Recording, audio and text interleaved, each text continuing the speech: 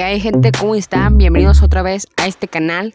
El día de hoy les enseñaré los videos que se vivieron a nivel de cancha de los 3 goles que metió Tigres ayer contra Querétaro. Pero antes te invito a que vayas a mi anterior video que hice con Ángel Nava, que fueron unas preguntas y respuestas del partido de ayer. Y bueno, amigos, les dejo con los goles de Nicolás López y Florian Thauvin, que hicieron un buen partido el día de ayer.